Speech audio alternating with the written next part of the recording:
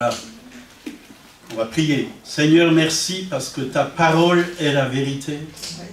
Que ça soit une semence maintenant qui est plantée dans chacun de nos cœurs, Seigneur, et que cette semence puisse produire du fruit pour l'éternité. Merci parce que tu es celui qui transforme les vies, Seigneur, qui transforme notre façon de penser, de voir, d'agir. Oui. Merci, Seigneur, parce que tu veux vraiment faire ton œuvre en nous, que nous puissions te ressembler davantage, de jour en jour, d'être vraiment de gloire en gloire, oui, dans ce monde, pour que les hommes soient attirés à toi, Seigneur. Nous voulons t'élever, oui, nous voulons te rendre gloire ce matin encore. Merci pour ta parole. Au nom de Jésus, Amen. Amen. Amen. Amen. Voilà, ce matin, j'aimerais vous parler d'un sujet conforme à son image. C'est ce que Dieu veut, que chacun d'entre nous ici, nous puissions lui ressembler. Ah, il y a un beau chant, hein. Te ressembler, Jésus, c'est mon espoir suprême. Penser, agir, aimer, toujours plus comme toi. Est-ce que vous le désirez? Amen.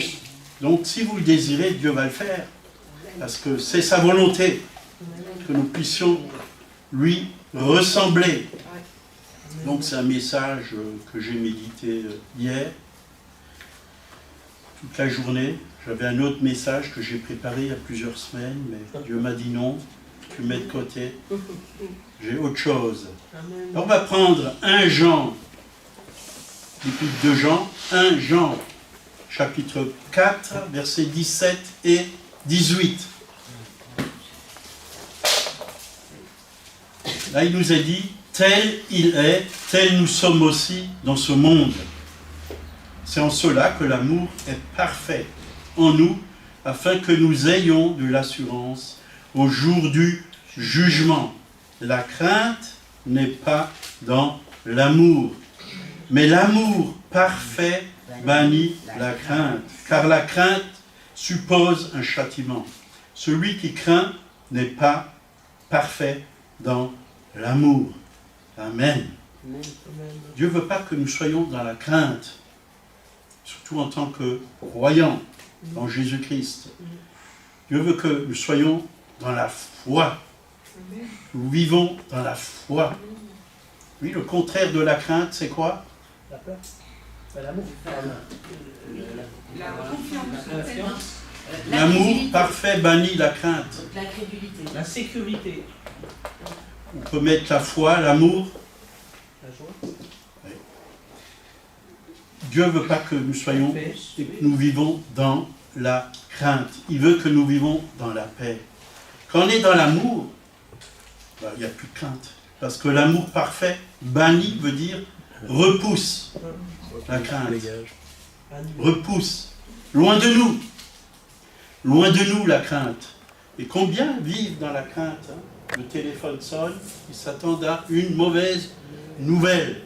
Alors moi, quand le téléphone sonne, je m'attends à une bonne nouvelle. Je me dis toujours, il y a quelqu'un qui a une bonne nouvelle à m'annoncer, quoi.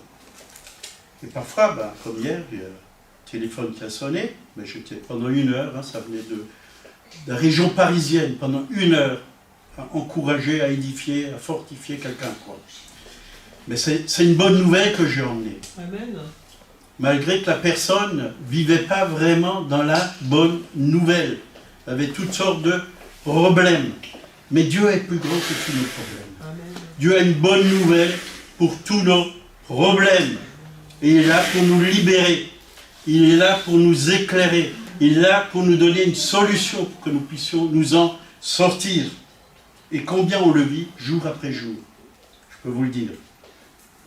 Et c'est vrai, depuis ce confinement, on a eu beaucoup de gens qui nous ont appelés un peu de partout,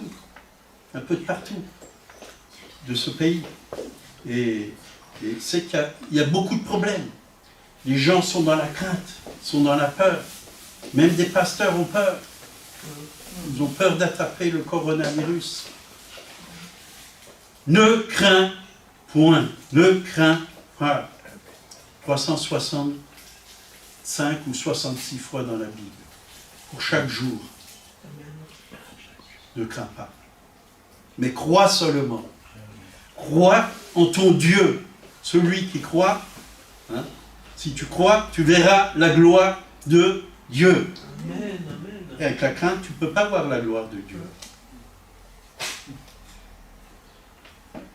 Donc nous sommes dans ce monde. Hein, la Bible dit, ce que nous venons de lire, hein, tel il est, tel nous sommes dans ce monde. Tel il est. Il est où le Seigneur aujourd'hui? Il est sur son trône. Il est assis sur son trône dans les lieux célestes. Hein, tel il est, tel nous sommes dans ce monde. Il est, comment il est? Dans la paix, dans la victoire, dans la joie, dans la gloire, dans la sainteté, dans la justice, dans la vérité. Il n'y a pas de crainte en lui. Mais pourquoi il y a de la crainte en nous?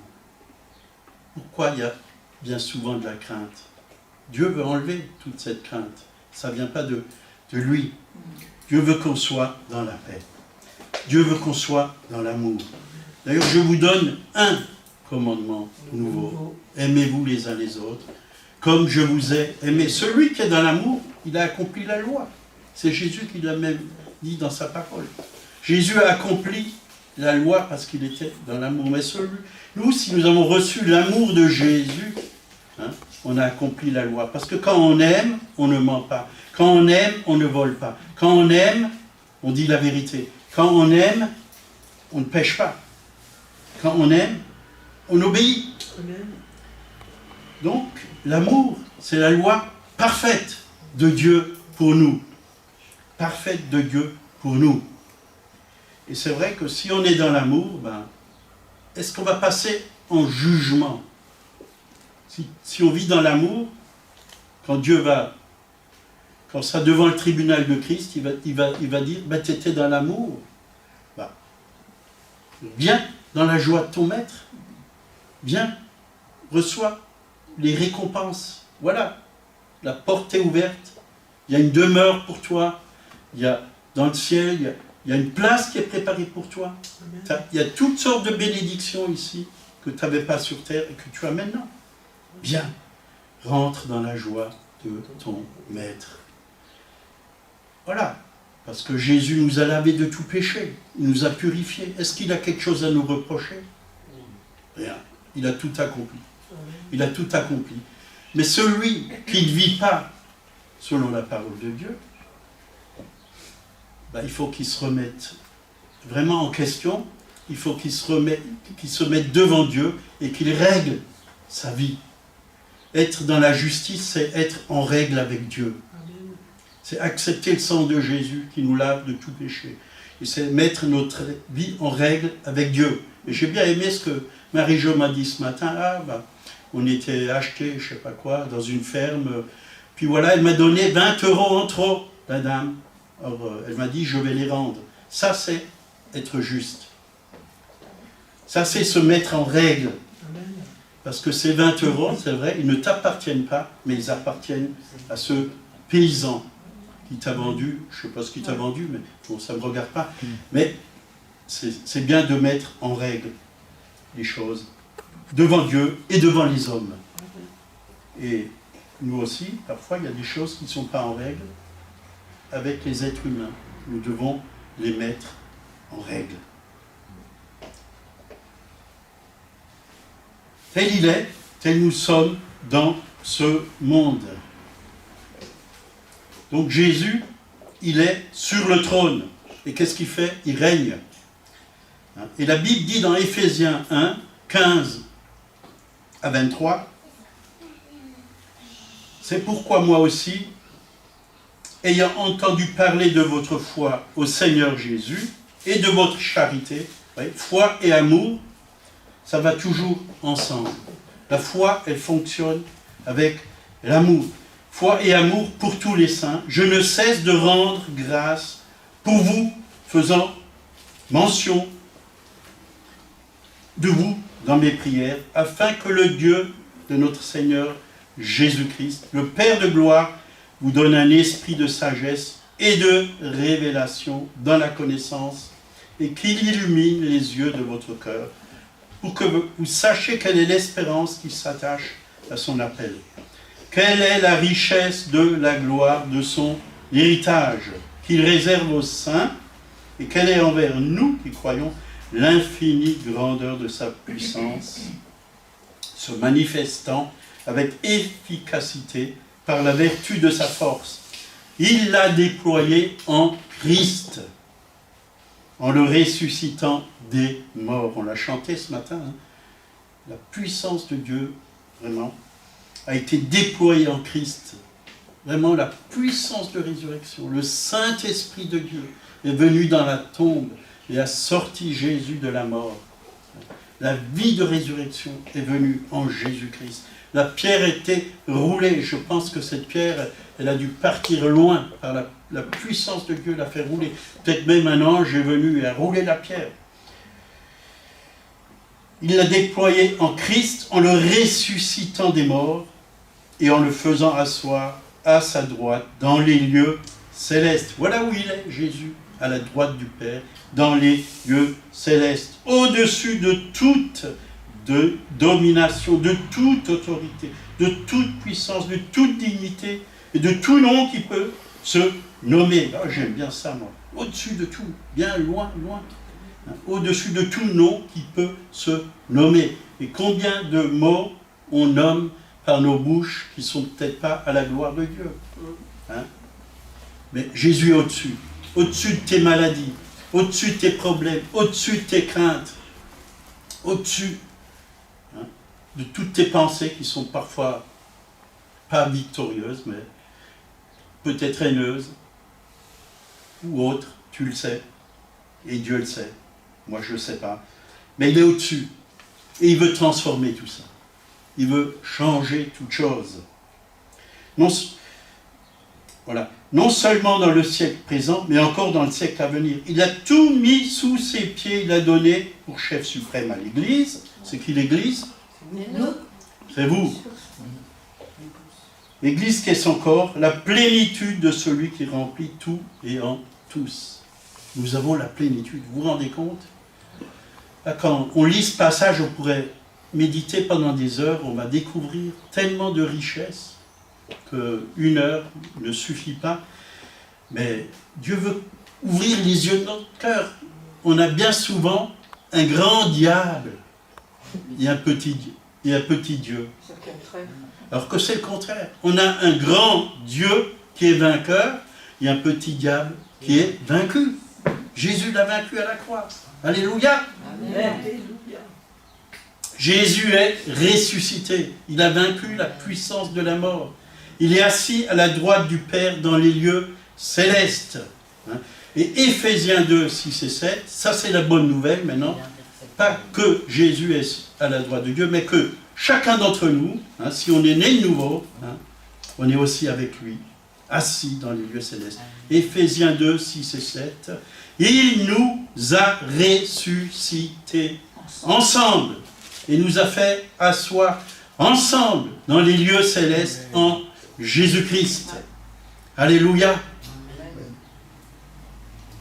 À la nouvelle naissance, notre esprit qui était dans la mort, à cause d'Adam, à cause du péché d'Adam, est revenu, quand on est né de nouveau, il est revenu à la vie. Et Dieu a mis sa vie dans notre esprit. Alléluia. Et la vie de Christ en nous est parfaite. Elle est parfaite. Et notre esprit, il est aussi, c'est la nouvelle création, notre esprit, il est aussi assis avec Christ dans les lieux célestes. Parce que la nouvelle création, c'est un être nouveau. Vous êtes devenu une nouvelle créature, un être nouveau en Christ. Et cet être nouveau, il est né dans le ciel, il est né d'en haut, et il est assis avec Christ dans les lieux célestes. La victoire de Christ, c'est notre victoire. Sa mort, c'est aussi notre mort. Quand il était dans la tombe, on était avec lui dans la tombe. Quand on est ressuscité, on est ressuscité avec lui, on vient bien de le lire, il nous a ressuscités ensemble. Il nous a fait asseoir. Quand il s'est assis dans les lieux célestes, on s'est assis avec lui dans les lieux célestes. Ça, il n'y a que le Saint-Esprit qui peut nous révéler tout ce qui s'est passé, quoi. C'est pas que pour lui, mais c'est aussi pour nous. Nous sommes assis avec Christ dans les lieux célestes, au-dessus de tout. Quand il a tout mis sous ses pieds, l'Église, c'est quoi? C'est le corps de Christ, c'est les pieds de Jésus. Donc, il a aussi tout mis sous nos pieds. C'est ça le royaume. C'est ça le royaume. C'est pour qu'on puisse régner. C'est pour qu'on puisse dominer. Les paroles que Dieu a données à Adam et Ève, il nous les donne à nous, ses fils et ses filles, en Jésus-Christ. Il nous les donne tout à nouveau. Parce que Adam, il a chuté, mais Christ, l'homme parfait, le second et le dernier Adam, lui, il a réussi. Il a été jusqu'au bout. Il était dans l'obéissance jusqu'à la mort sur la croix. Et il nous a rachetés. Pour que nous puissions tout à nouveau régner. Pour que nous puissions tout à nouveau rentrer dans le royaume, dominer. Et ne pas être dominés par le malin. Mais nous sommes là pour dominer sur le malin. Pas sur nos frères, pas sur nos sœurs, pas sur les êtres humains, mais sur le diable, sur le mal, sur les démons, sur les mauvais esprits, sur la crainte, sur la peur, et sur plein de choses. Donc, le Saint-Esprit demeure dans notre esprit qui a été recréé en Jésus-Christ. Et il a été créé selon l'image de Dieu. Selon l'image de Dieu. 1 Corinthiens 6, verset 17.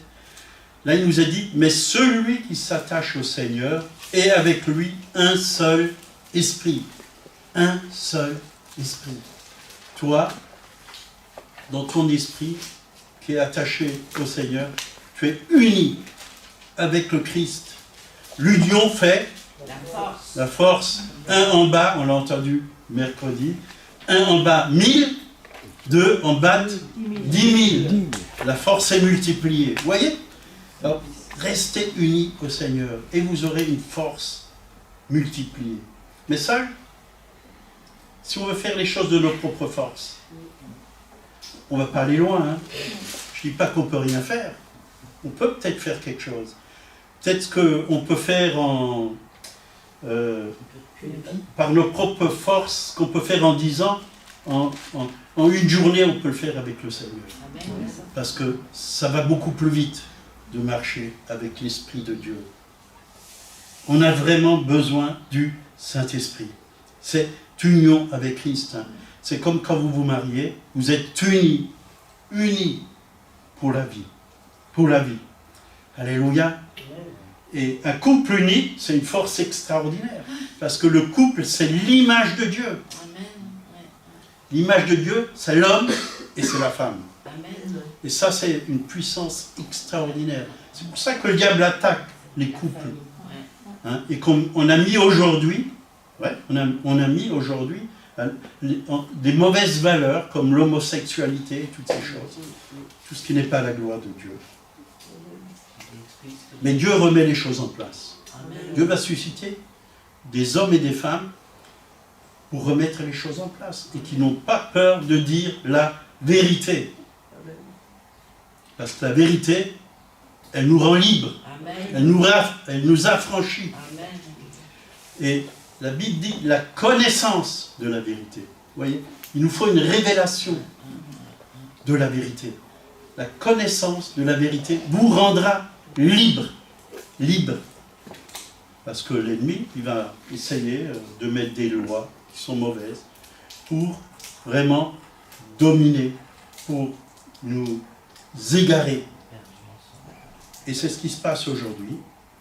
Et même avec ce gouvernement, c'est ce qui se passe. Je ne suis pas là pour critiquer le gouvernement, je suis là pour prier. Mais c'est ce qui se passe. C'est pas pour rien qu'il y a des manifestations et des femmes qui sont contre ce ministre, parce qu'il y a des choses qui ne sont pas claires, quoi. Je ne fais pas de politique, mais juste pour donner des exemples, vous voyez. Et vraiment, Nous ne devons pas avoir peur. Donc, Jésus nous a mis avec lui sur le trône dans les lieux célestes. C'est la position la plus haute, au-dessus même des présidents. Vous vous rendez compte? Vous êtes fils et filles du roi des rois. Vous avez une grande position. Mais bien souvent, on n'utilise pas l'autorité que Dieu nous a donnée. Et comme on ne l'utilise pas, c'est le diable qui l'utilise. Lui qui n'a plus d'autorité, lui qui a été vaincu par son mensonge, il utilise l'autorité. Mais c'est à nous, vraiment, d'utiliser l'autorité. Si nous utilisons l'autorité que nous avons en Jésus-Christ, croyez-moi, dans cette ville, dans cette région, dans ce pays, il y a beaucoup de choses qui vont être changées, transformées. Parce que nous avons une position d'autorité, de règne, de gloire, de victoire. Il a tout mis sous ses pieds. Sous vos pieds. Sous vos pieds. Bien souvent, c'est le malin qui marche sur nous et nous sommes sous les pieds du malin parce qu'on n'a pas compris. Et on se laisse manipuler, on se laisse dominer. Alors, en tant que croyant en Jésus-Christ, levez les mains. Ça, c'est le V de la victoire. Le V de la victoire. Nous pouvons lever les mains. Nous n'avons pas de chaînes. Jésus les a brisées. Nous sommes libres en lui. La nouvelle création, c'est la résurrection de notre esprit. La conversion n'est pas l'adoption d'une religion ou d'une philosophie, mais un changement dans l'essence de notre être. C'est-à-dire qu'on a reçu vraiment une nature nouvelle qui vient de Dieu. Nous avons reçu la nature de Dieu, de notre Père céleste. Un enfant, à la naissance, il reçoit la nature de son Père. Nous, notre Père céleste, il nous donne sa nature. La Bible dit, dans l'épître de Pierre, que Dieu nous fait participer à sa nature divine. Vous savez, l'amour, c'est divin. La joie de Jésus, c'est une joie qui est plus forte que la joie humaine. C'est une joie qui nous vient du Saint-Esprit. La paix de Dieu nous vient du Saint-Esprit. La bonté, est-ce qu'on peut aimer nos ennemis si on n'a pas reçu cette bonté qui nous vient du Saint-Esprit? La bonté de Dieu. Non. Ça, c'est la nature de Dieu en nous. Le cep est attaché à la vigne, pour les viticulteurs. C'est-à-dire, Jésus est le divin cep.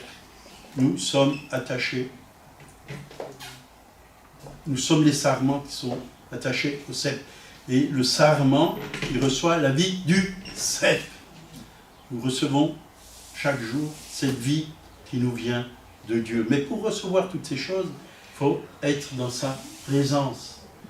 Si tu vas te promener le dimanche, si tu vas à la pêche au lieu de venir communier avec le Seigneur, avec tes frères et sœurs, comment tu veux recevoir ce dont tu as besoin? Si tu ne prends pas du temps dans sa présence, tu ne recevras absolument rien. Et avec rien, tu fais rien. Mais avec Dieu, tu reçois tout, et avec tout, tu fais tout. Alléluia, ça c'est une révélation que je viens d'avoir. Avec Dieu, tu fais tout ce qu'il te demande de faire. Et tous les plans qu'il a pour toi, tu peux les accomplir en son nom.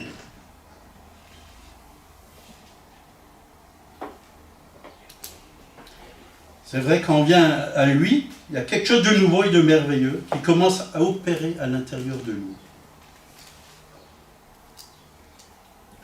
Une chose qui n'existait pas dans notre être intérieur commence à exister. C'est-à-dire que tu reçois, quand tu es dans sa présence, une pensée de Dieu qui va t'éclairer, qui va te guider et qui va te montrer le chemin.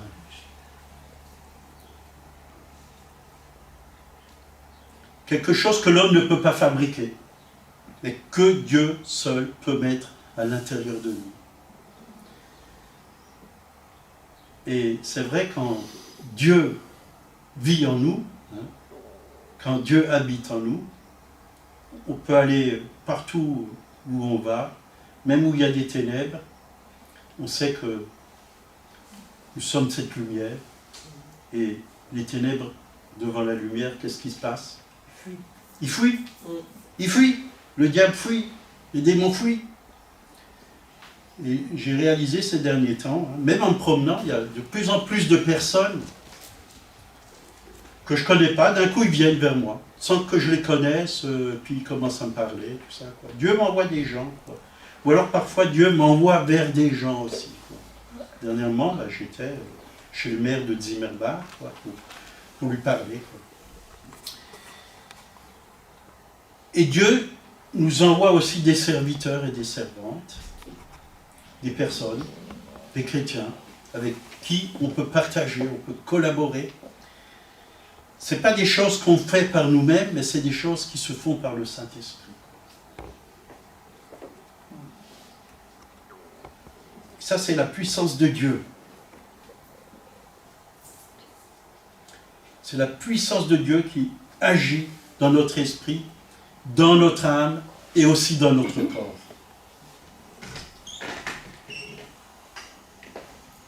Et Dieu engendre en nous, hein, quand on est né de nouveau, ou quand on est un petit bébé, il faut grandir. Un bébé, il faut qu'il grandisse. Quand on vient au Seigneur, on devient une nouvelle création, mais on doit grandir. On devient des petits-enfants, puis des adolescents, puis Dieu veut qu'on atteigne la maturité spirituelle, qu'on devienne des adultes. Le lait, c'est bon pour un moment, hein, mais après, il faut manger la nourriture un peu plus solide. La nouvelle création est une structure spirituelle. Et ça correspond à la nature divine de Dieu. Et l'homme nouveau, ou la nouvelle création, a quitté la sphère du naturel et est entré dans la sphère du spirituel et du surnaturel. Dieu ouvre vos yeux pour que vous puissiez connaître le monde invisible. Autour de nous, il y a un monde invisible. Parfois, il y a des anges qui viennent de Dieu. Parfois, il y a des démons qui viennent de l'enfer.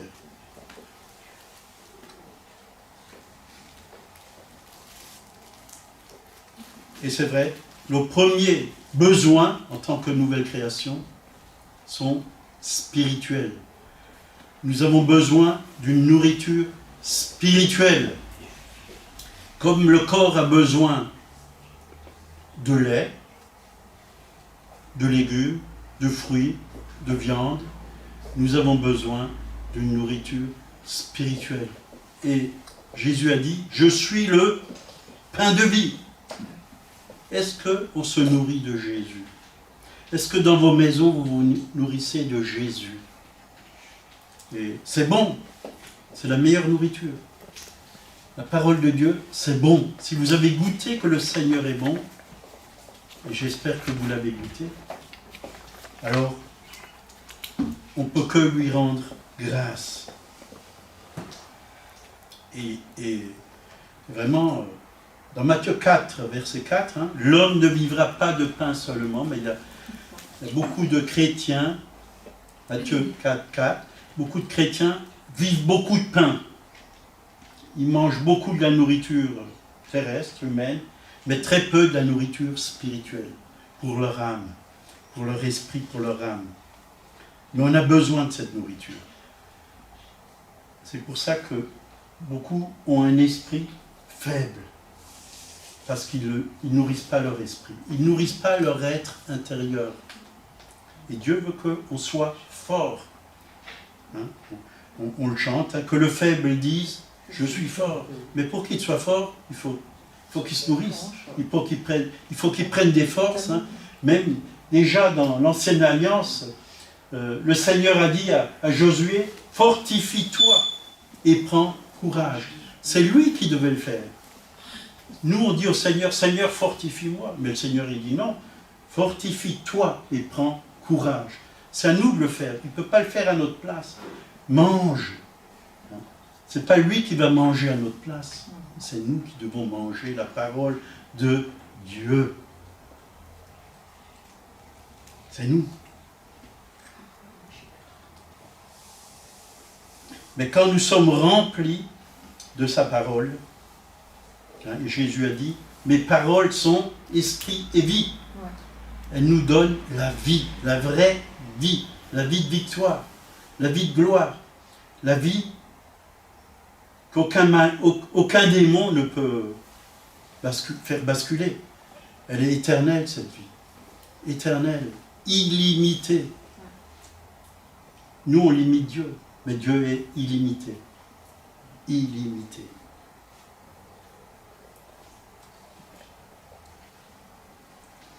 Éphésiens 3, on lit beaucoup dans Éphésiens, 3, versets 16 à 19, afin qu'il vous donne, selon la richesse de sa gloire, d'être puissamment fortifié par son esprit dans l'homme intérieur. Qu'il nous donne d'être fortifié par son esprit dans l'homme intérieur. Dieu veut fortifier notre être intérieur, l'homme intérieur.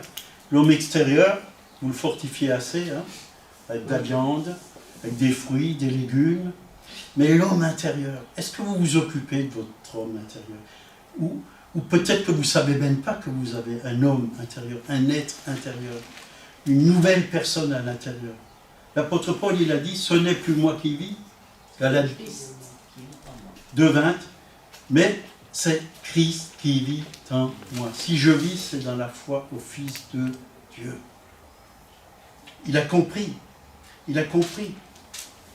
Vous avez reçu Jésus dans votre cœur. Donc, il est en vous. Il habite en vous. Vous pouvez le découvrir à l'intérieur de vous. Et il est grand, il est puissant, il est saint, il est glorieux. Et s'il est en vous, puisque nous avons tout pleinement en lui, ben, il veut déborder au travers de vous, de tout ce qu'il est. Il veut déborder. Et bien souvent, ben, je vois des chrétiens, c'est triste, mais ils débordent de problèmes. Ils débordent d'inquiétudes. Encore cette semaine, j'ai eu un coup de fil. Je suis tourmenté, je suis inquiet, je suis angoissé. Voilà. Par quelqu'un aussi de la région parisienne. Mais non, non. Si tu es rempli de Dieu, si tu te nourris comme il faut, tu vas être fort. Si tu t'occupes de ton être intérieur, tu vas être victorieux, victorieuse. Amen. Alléluia. Oui. Alors je ne dis pas que parfois ça ne peut pas arriver. Ça peut arriver qu'on ne soit pas bien. Ça peut arriver, mais c'est là. Il faut chercher la face de Dieu, il faut se tourner vers le Seigneur. Quand on tourne nos regards vers lui, on est rayonnant de joie. Alors, si on est rayonnant de joie, c'est que la tristesse est partie. C'est qu'on est content, sinon...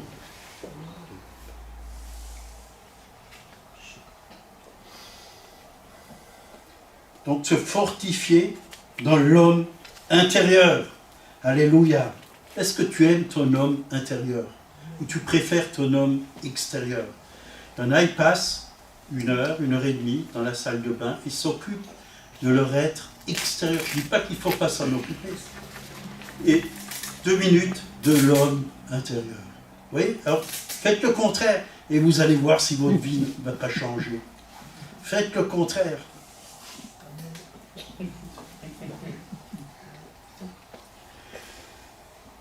Ta vie, elle commence à l'intérieur et elle va se manifester à l'extérieur.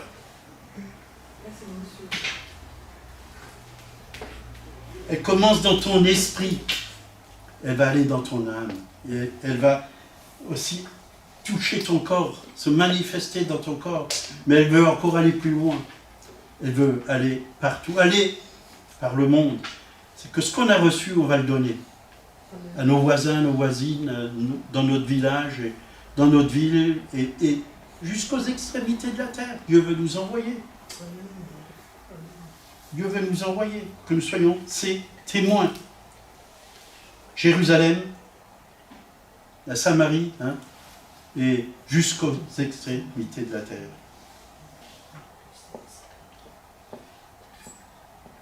Nous avons besoin de la vie d'en haut pour vivre dans la sainteté. On ne peut pas vivre sans la vie de Dieu dans la sainteté. C'est impossible. Tu peux faire comme les moines, hein, te piquer avec des clous, te pincer, faire des pèlerinages à genoux. Ça ne sert à rien. La chair reste la chair. Elle a besoin d'être crucifiée. Elle a besoin d'être crucifiée. Nous avons tout simplement besoin de changer d'atmosphère. Quand on se tourne vers le Seigneur, l'atmosphère change. On le chante, l'atmosphère change. L'atmosphère du ciel, c'est une atmosphère qui est bon. Au ciel, il y a la joie. Au ciel, il y a l'amour. Au ciel, il y a la paix. Au ciel, il y a la louange. Au ciel, il y a l'adoration. Au ciel, il n'y a pas de crainte. Il n'y a pas de doute. Il n'y a pas d'incrédulité. Il y a la vie. Que ta volonté soit faite sur la terre comme elle est faite où? Au ciel. Alors soyons des chrétiens qui faisons descendre le ciel sur la terre.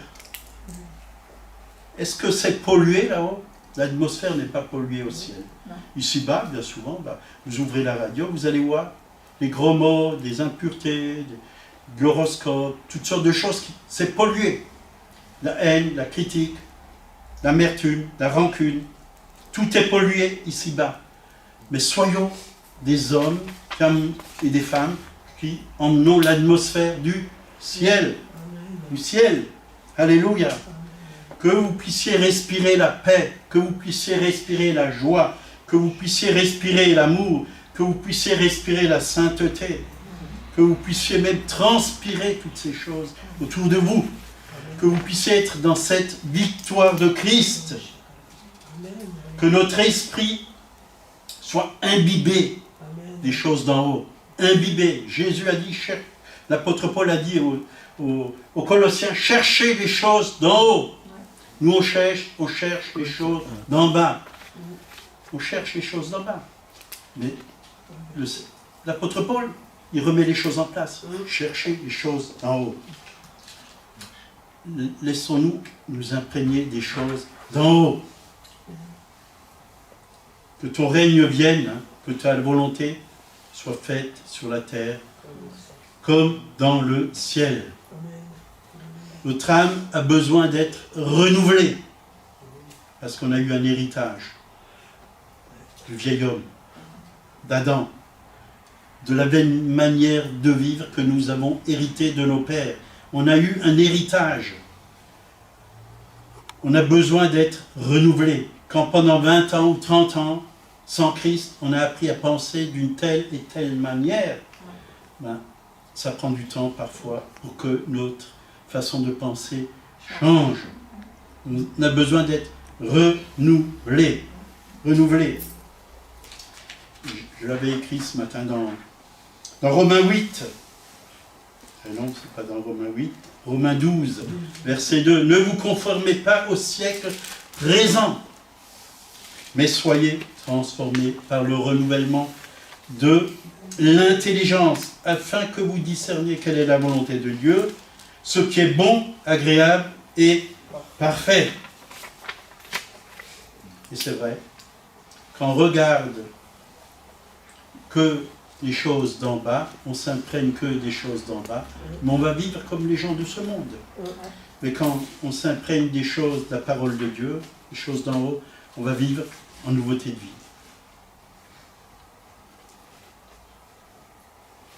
Donc, soyons renouvelés. Ça ne va pas se faire tout seul. Il faut prendre du temps. Il faut prendre du temps. Et je peux vous dire, parfois je passe 5, 6, 7, 8 heures sans bouger. Enfin, sans bouger. Mais à me nourrir et à chercher. À chercher. À chercher. C'est pour cela que je peux parler de ces choses. Parce que Dieu me donne. J'écoute. J'écoute le Saint-Esprit. Et le Saint-Esprit me communique ce dont j'ai besoin. Déjà pour moi. Mais ce que moi j'ai reçu, je veux le donner aux autres. Parce que si j'ai été béni, je veux bénir les autres. Mais ça prend du temps. Le vieil homme, c'est quoi? C'est la partie non régénérée de l'être. Il est animé de la chair. De la chair. Notre vraie nature est la nature spirituelle. Notre esprit régénéré, uni à Christ. C'est ça notre vraie nature. Il ne faut pas qu'on marche parce qu'on ressent, parce qu'on voit avec nos yeux physiques ce qu'on ressent, hein, avec ce qu'on entend avec nos oreilles. Dieu nous a donné des yeux pour voir dans l'esprit. Dieu nous a donné des oreilles pour écouter sa voix. Mes brebis entendent ma voix. Dieu nous a donné sa parole pour qu'on parle selon sa parole. Nous devons apprendre à marcher par l'esprit. Hein? Galates 5, 16, je dis, marchez selon l'esprit et vous n'accomplirez pas les désirs de la chair. Celui qui marche par l'esprit règne dans la vie. Règne. Nous devons nous connecter à l'Esprit de Dieu.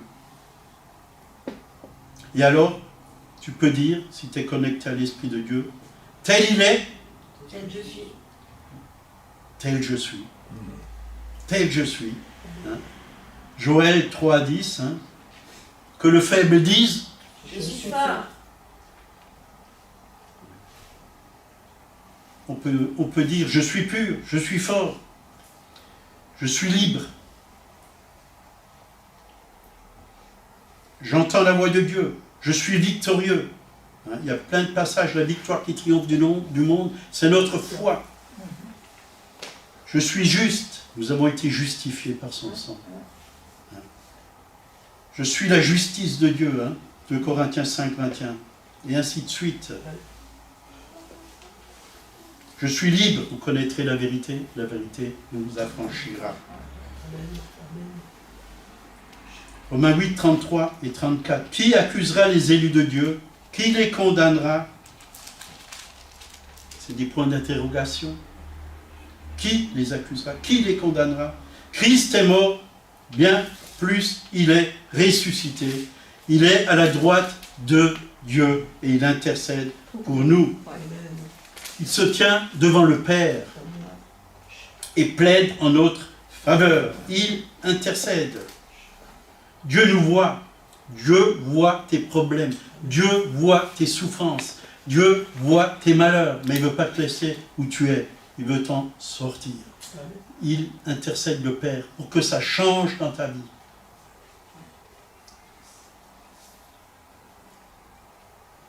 Jésus lui-même, il est passé par toutes sortes de difficultés, de souffrances. Il devait boire la coupe avant de monter sur la croix. La coupe. C'était la coupe de tous nos péchés,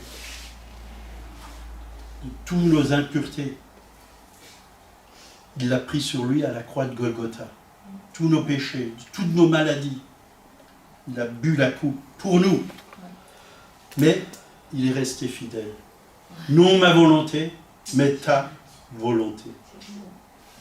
Il allait jusqu'au bout. Pour toi, pour moi. Là, on voit ce grand amour. On ne peut pas le comprendre avec notre intelligence. C'est impossible.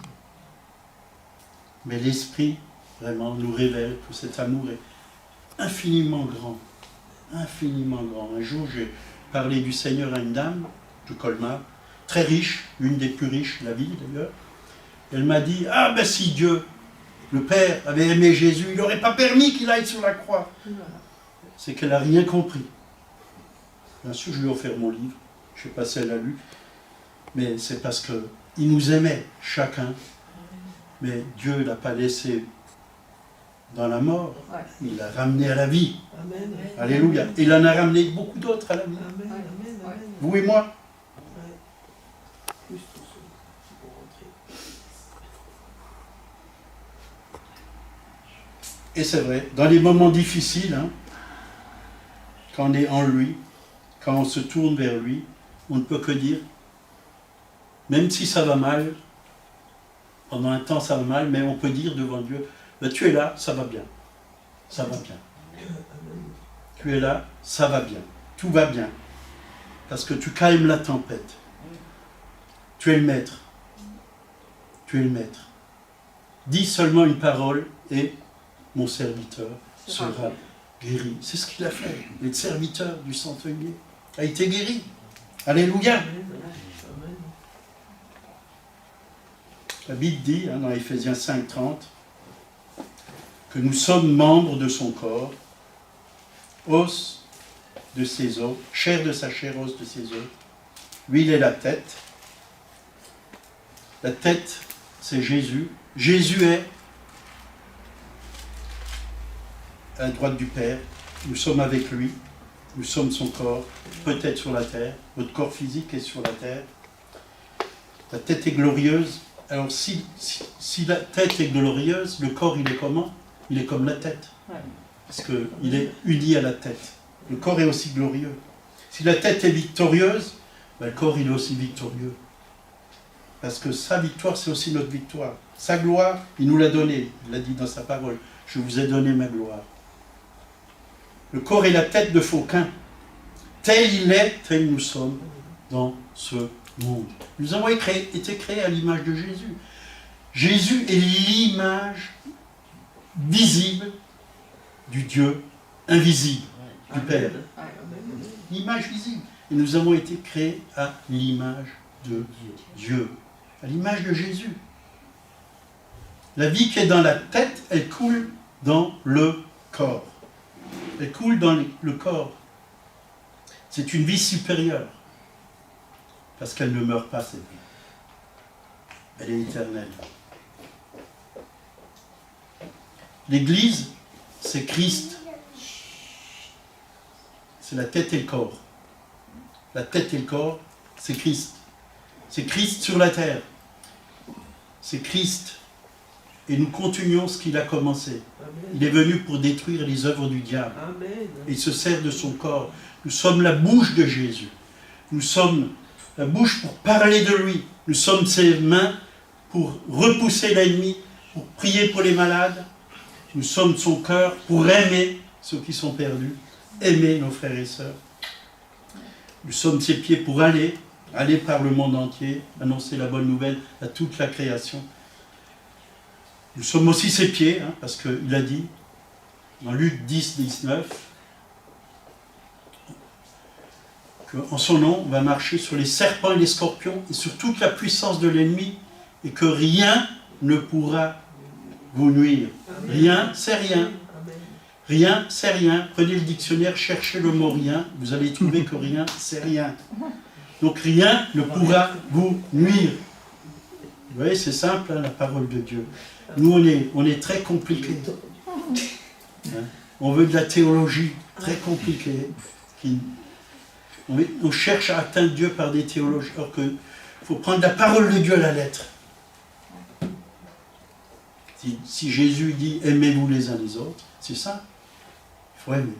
Il faut d'abord recevoir l'amour, puis aimer.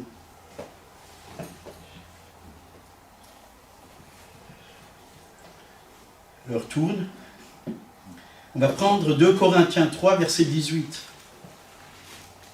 Et là, il y a beaucoup de choses à recevoir dans ce verset. Nous tous, qui le visage dévoilé, reflétons comme dans un miroir la gloire du Seigneur, nous sommes transformés en la même image de gloire en gloire, comme par le Seigneur l'Esprit.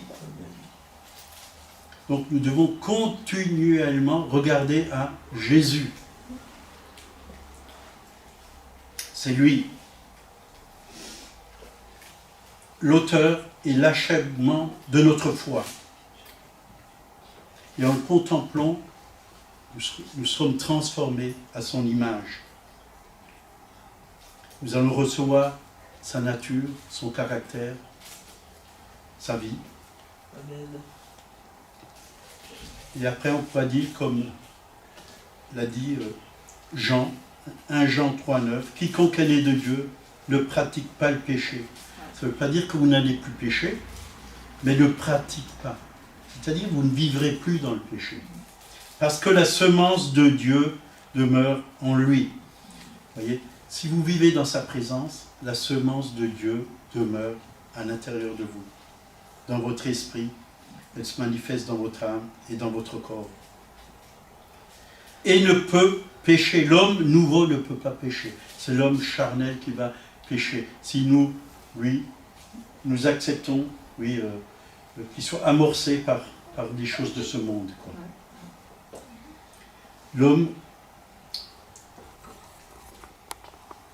quiconque est né de Dieu ne pratique pas le péché parce que la semence de Dieu demeure en lui et ne peut pécher parce qu'il est né de Dieu. Donc la semence de Dieu demeure en nous. C'est la garantie qu'un jour nous serons comme Christ. Donc, la semence, si vous pensez à la semence, qu'est-ce qui se passe?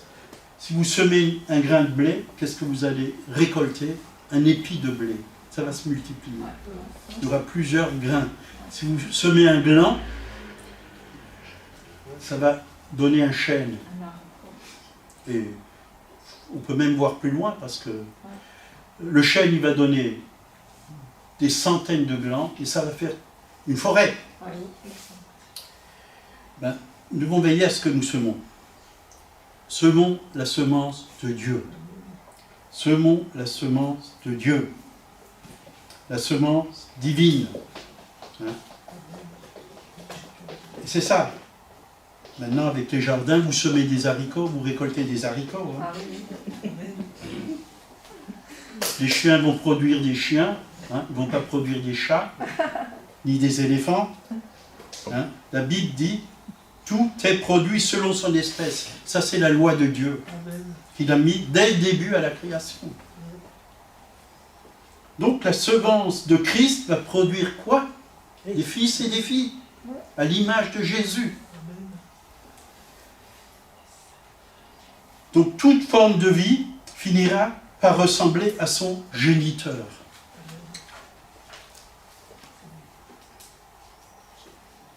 Donc, nous avons lu,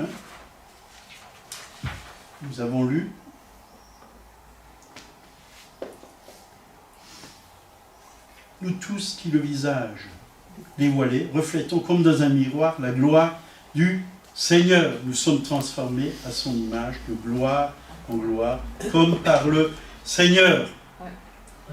La Bible est appelée le miroir de Dieu. La parole, c'est un miroir. Le miroir de Dieu. Et c'est vrai qu'on souvent passe beaucoup de temps dans le miroir. Et qu'est-ce qu'on voit dans un miroir? Quand vous avez sué toute la journée, transpiré, vous avez travaillé, vous avez des petites saletés dans le visage. Vous les voyez quand vous regardez dans le miroir. Miroir naturel. Mais les miroirs de Dieu, qu'est-ce qu'on peut voir dans le miroir de Dieu? Tout dépend comme on regarde. Dans le miroir de Dieu, on voit Dieu, mais on voit aussi qui nous sommes en lui. On découvre notre réelle identité dans le miroir de Dieu. On découvre qui nous sommes en lui. On n'a pas besoin de regarder dans le miroir de Dieu pour voir nos péchés, parce que quand on fait des fautes, on le sait qu'on a péché. On sait qu'on a fait mal, quand on a agi mal, quand on a dit des gros mots, quand on s'est énervé. On le sait, on le sait.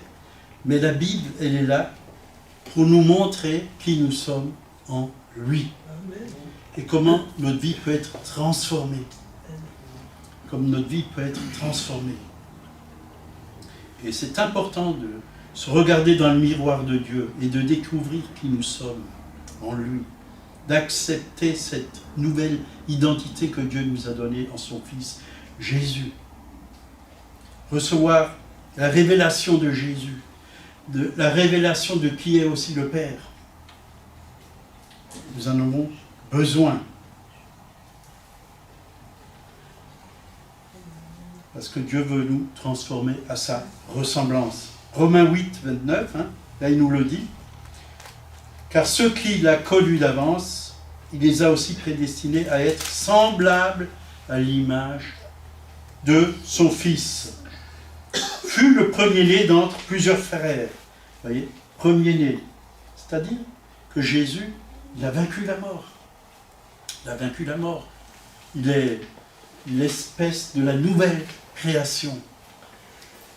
Il est le premier, né d'entre les morts.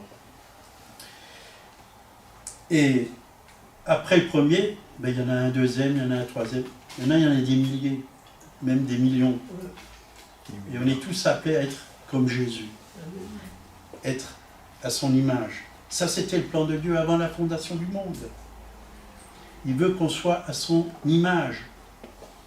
Et notre transformation, elle commence à la nouvelle naissance. Mais le Saint-Esprit, c'est lui qui fait cette transformation en nous. Mais il a aussi besoin de nous. Si nous n'obéissons pas au Saint-Esprit, si nous sommes rebelles, si nous voulons faire à notre tête, ça va être dur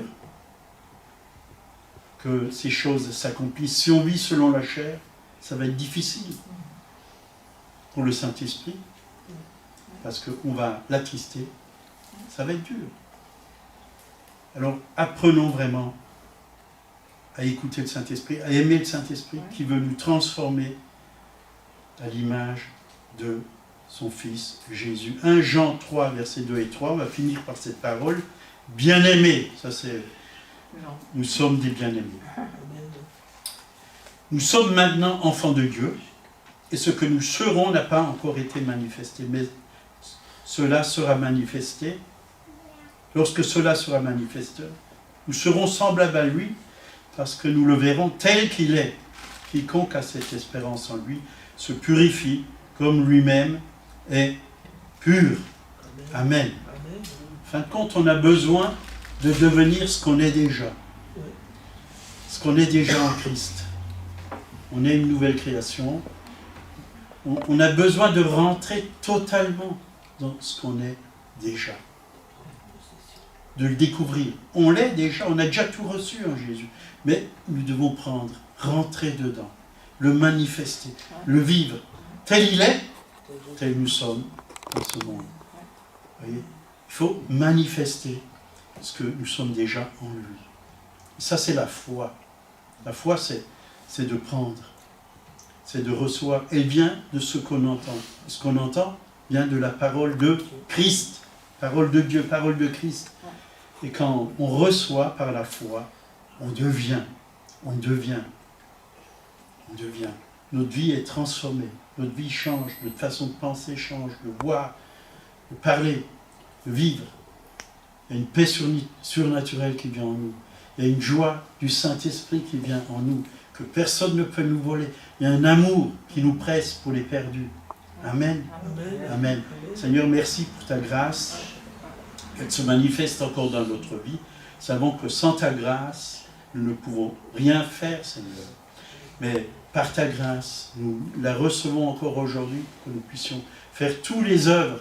Parce que c'est toi qui nous donnes la capacité de faire les œuvres que tu as préparées d'avance pour chacun d'entre nous, Seigneur. Nous voulons que ton nom soit connu et glorifié sur cette terre, Seigneur. Utilise-nous, nous sommes ton corps. Que ton corps soit la tête et non la queue. Que ton corps soit dans la victoire et non dans la défaite.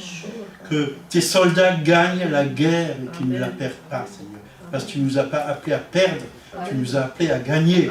Louange à toi, gloire à toi, victoire à toi. Que cette parole qui a été semée dans les cœurs, Seigneur, puisse être mise en pratique. Au nom de Jésus. Amen. Amen. Soyez bénis. Amen.